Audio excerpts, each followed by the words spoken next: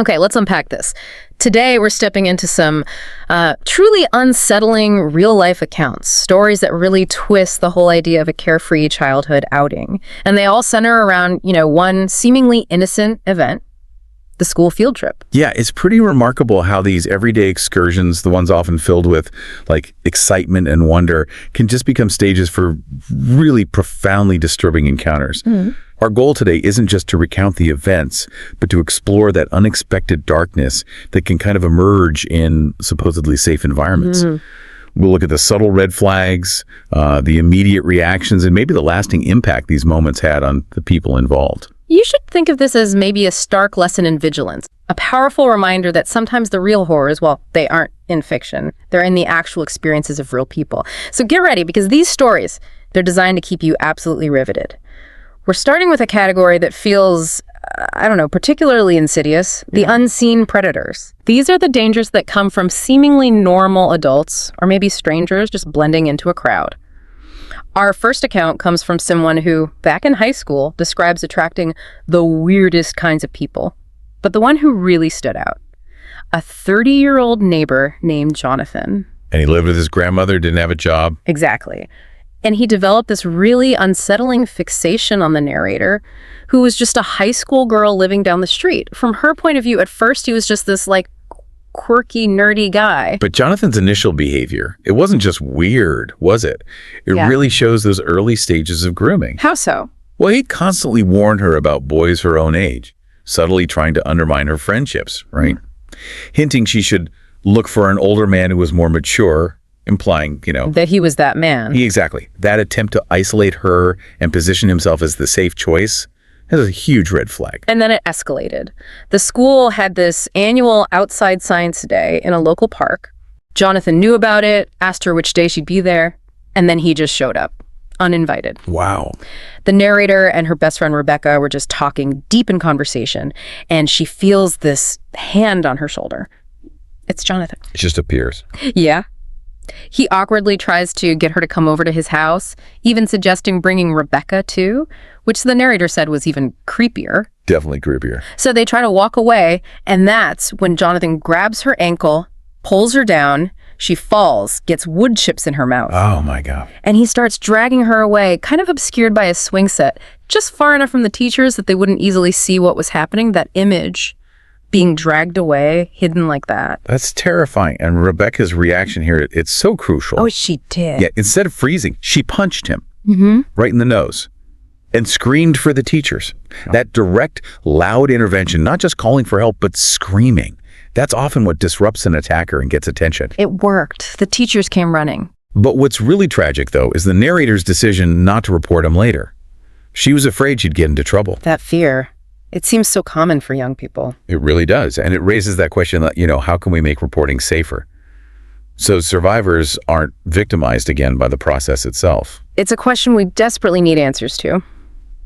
Okay, our next story. This also involves a seemingly harmless presence in a, quote, tight-knit community. This time, it's a boy's uncle who tags along on a Catholic school field trip to an old historic home.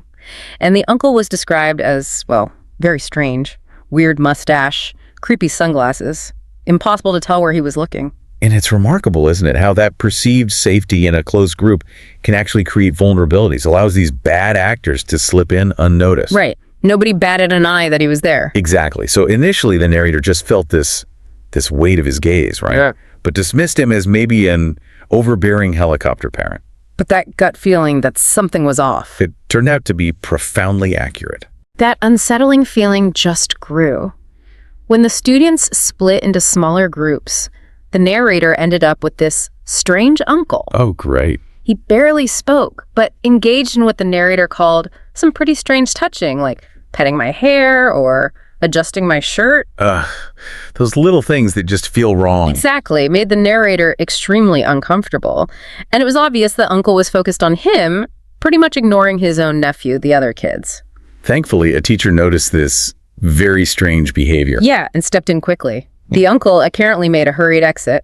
But the really chilling part came years later, didn't it? It did. The narrator learned the uncle was actually in jail for possession of illicit pictures of children. Wow. Connecting those dots. that past discomfort suddenly snaps into focus with this much darker, horrifying reality. It just shows how dangers can hide, even in places that feel secure. And how vital it is for the adults in charge to be really aware, looking for those subtle, inappropriate interactions. Absolutely. Okay, so moving from quiet discomfort to maybe a more overt threat. Our third story takes us to the Washington, D.C. Zoo.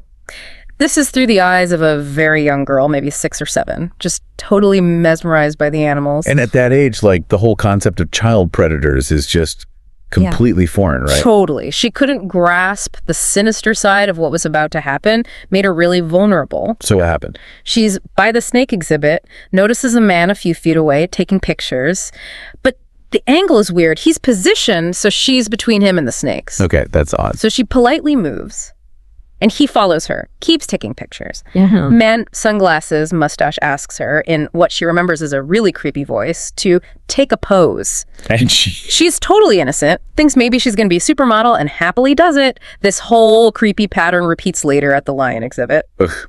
But the teachers... This is key. The teachers saw it. They recognized something was wrong, his sustained, weird focus on just one child, and they sternly intervened, made sure he didn't spend much more time near her. Good for them. That quick action is so important. But it wasn't until years later, high school maybe, that she fully understood what that creepy old man really was, a child predator. And that delayed understanding, it's powerful. Shows how vigilant adults can protect kids from dangers they're too young to even process, and how those memories can resurface later with a chilling clarity. These stories really highlight the vigilance needed even in places that should be safe. But what happens when kids deliberately break the rules meant to protect them? Yeah, that's the unsettling premise of our next set of stories. It adds a whole different dimension of risk. Our first example here, the NYC rep store disaster. This happened to the narrator and his friend Steven. They were maybe 7th, 8th graders, pretty rebellious. Okay. On a field trip to New York City from their small town, they had this dream of starting rap careers. So the plan was ditch the group, find a rap store. And the weather was awful that day. Rain, fog, low visibility. Yeah. Just adding to the sketchiness. And that scenario, it raises that question, right? What happens when that youthful desire for independence crashes into urban anonymity? NYC can be isolating, even with crowds, if you're lost and look vulnerable. They figured so many students, nobody was going to notice they were gone. That teenage invincibility complex. Mixed with a totally unfamiliar city. High-risk combo. So they find the store, it's disappointing, whatever. Now they have to find the class again. And this is where their age becomes a huge liability. They look even younger than they are, backpacks, wandering aimlessly into a sketchier part of the city. Not good. That's when this strange man spots them. At least 50, very overweight, giving off, quote, one of the creepiest vibes you could imagine. Oh, no. He starts following them, claims he lost his dog, needs help finding it. They say no, try to walk faster, but he keeps getting closer. Their decision to just run. Yeah. That was probably instinct and lucky. Totally. They sprint back towards a more crowded area, think they've lost him, but then they see him again. And this time, he grabs Steven by the arm, yanks him hard. So it went from following to physical assault. Exactly. Thankfully, Steven starts screaming his head off.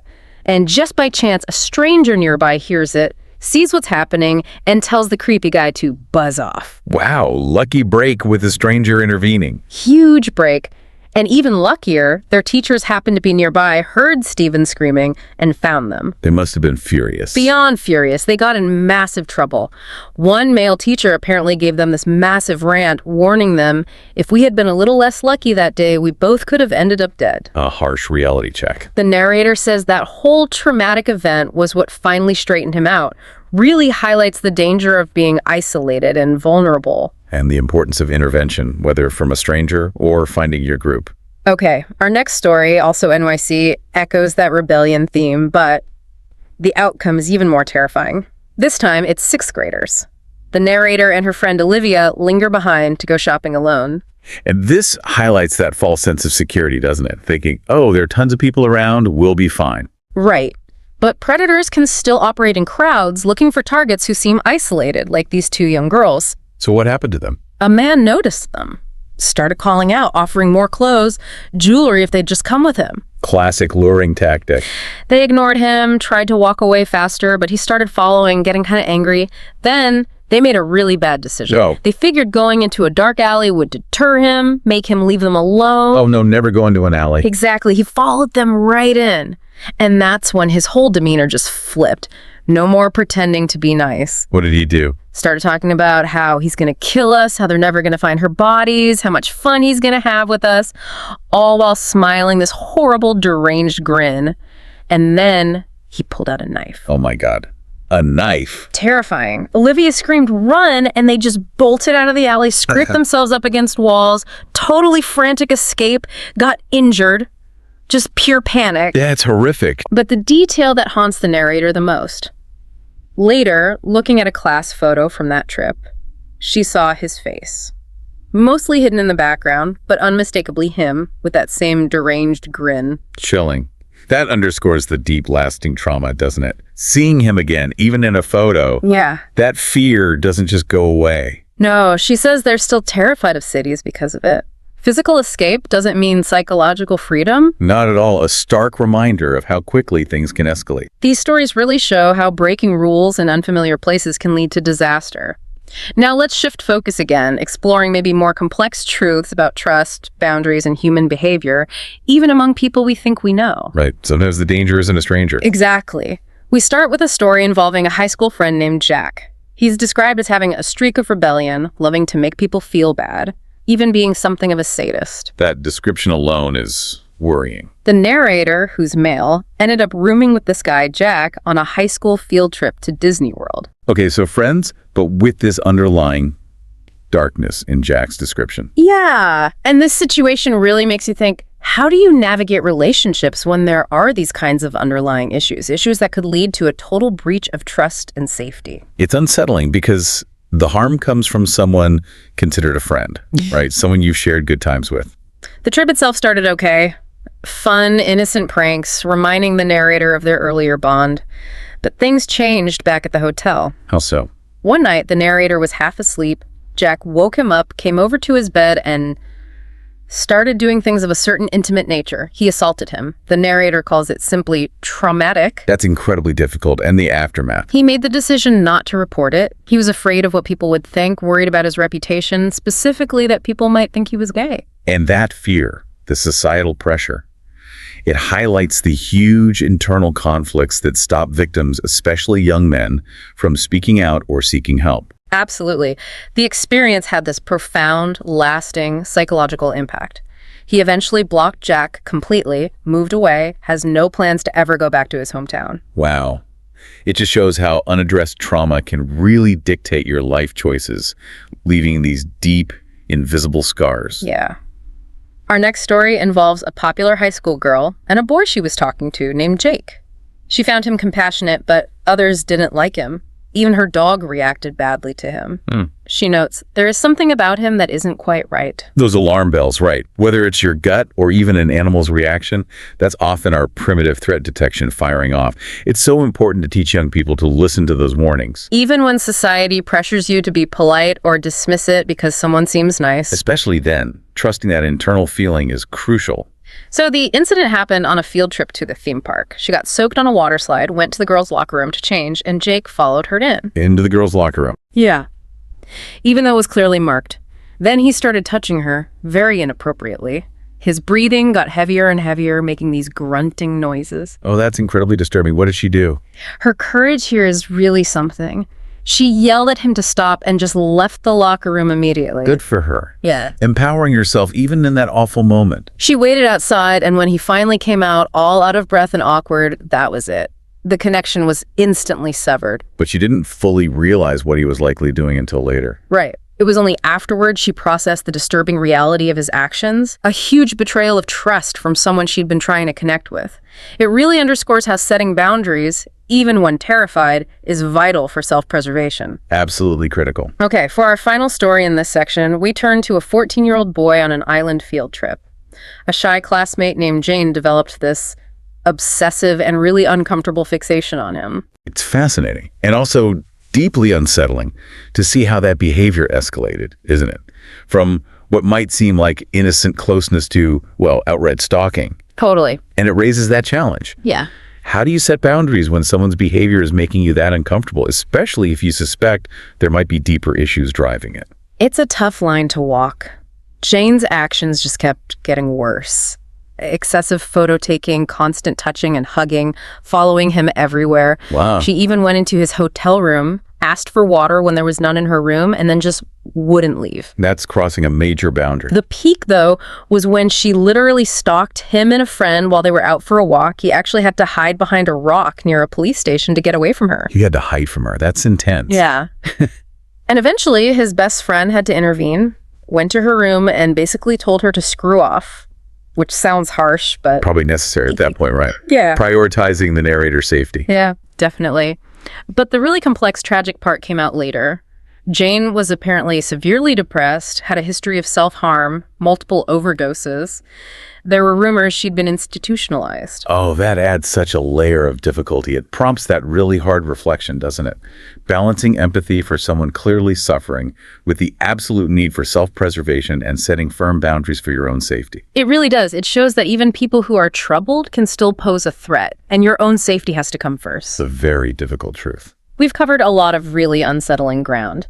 To wrap up our deep dive, we have just a couple more stories that they just leave you with this lingering sense of dread, unanswered questions, truly chilling and unforgettable stuff. Okay. Our first one comes from a 10-year-old boy on a field trip, staying in cabins. The boys were already hyped up, telling ghost stories about monsters and psychos. Setting the mood. Exactly. High-strung. And then they see it, the silhouette of a man holding a shovel, pressed right up against their floor-to-ceiling window, knocking on the glass. Oh my God, a shovel at the window. Yeah. The image, he said, with the moonlight, pure nightmare fuel. I can only imagine. For a 10-year-old, that kind of experience, it profoundly impacts young minds. Fear just warps perception. A man with a shovel outside your cabin window at night. It's the stuff of nightmares, right? Made even worse because they'd just been telling scary stories. Yeah. That line between imagination and reality gets so blurry for kids. Totally traumatizing. What do they do? They screamed and just bolted for the door, scrambled out of the cabin into the main lobby, told their teacher, but whoever it was had vanished. Okay. But the really chilling part, the next morning, they heard some girls in another cabin had the same experience. They were about to report it. And the camp's coordinator, this 20-something with shoulder-length blonde hair, walks into the breakfast hall wearing the exact same orange shorts the man outside their window had been wearing. No way. Yeah. They questioned him, and he totally denied everything. So that ambiguity, that's what makes it so unsettling, right? Uh-huh. They first think, okay, maybe murderous psycho. Then later, the narrator tries to rationalize it, maybe just a bored young adult trying to make his job more exciting. But even if it was a prank. It's not harmless, is it? It's a deliberate act to terrify vulnerable children. Yeah. That's worse. Well, the narrator called it depraved, and I kind of agree. It could leave lasting trauma, emotional scars. Even seemingly playful actions can have really dark consequences on young minds. Definitely not okay. Okay, our final story. This brings us back to innocence, just shattered by a really disturbing encounter. This happened to a shy girl, maybe 6 or 7 years old, on a bus trip to the zoo. She's just staring out the window on the interstate and sees a man in a Jeep next to the bus. Okay. He's playing with something under his shirt, looking right at her. Then he lifts his shirt and waves his exposed penis at her. Oh, God. To a 6-year-old. Yeah. And she highlights that innocence. She'd never seen one before, nor did I understand why he was doing what he was doing. That shock. Sometimes the brain just blocks it out, doesn't it? As a coping mechanism. Seems like it, because it was only years later, when she had her own daughters, that the memory came back with the full, profound understanding of how disturbing it was, the lasting impact of that exposure. Did anyone else see? Apparently, other kids on the bus noticed, started screaming and running to the window. That caused the Jeep to speed off. She remembers telling her mom about it later, but then just sort of blocked it out of my mind. And that adult regret she mentions about not getting a license plate. Yeah. That's understandable. That enduring desire for accountability, you know. Yeah. It's just a stark reminder of how these unexpected horrors can just intrude on a child's world, leaving this indelible mark. Absolutely awful. So after all that, what does this all mean for us? I think these really unsettling accounts from school field trips, they remind us that vigilance, well, it has to be a constant companion. Right. And that trusting our instincts is just paramount. The world holds beauty, sure, but also this unexpected darkness. And this whole exploration, it raises that important question, doesn't it? How do we empower ourselves and the young people in our lives to navigate these unpredictable situations? How do we teach them to recognize those subtle red flags? Exactly. And find the courage to speak up or get help, even when it feels deeply uncomfortable or embarrassing. The answers aren't simple. They're definitely not easy. But just understanding these real-life accounts, hearing these stories, that's a crucial first step, isn't it? Building that awareness. It really is. So if these stories chilled you to the bone today, well, you are definitely in the right place. Please be sure to hit that like button. Maybe share this deep dive with your friends if you think they should hear it too. And definitely subscribe to our channel, Horror Docx, for more unsettling insights like these. Oh, and don't forget to click that notification bell so you never miss another deep dive into the unknown. Stay safe out there. We'll see you next time.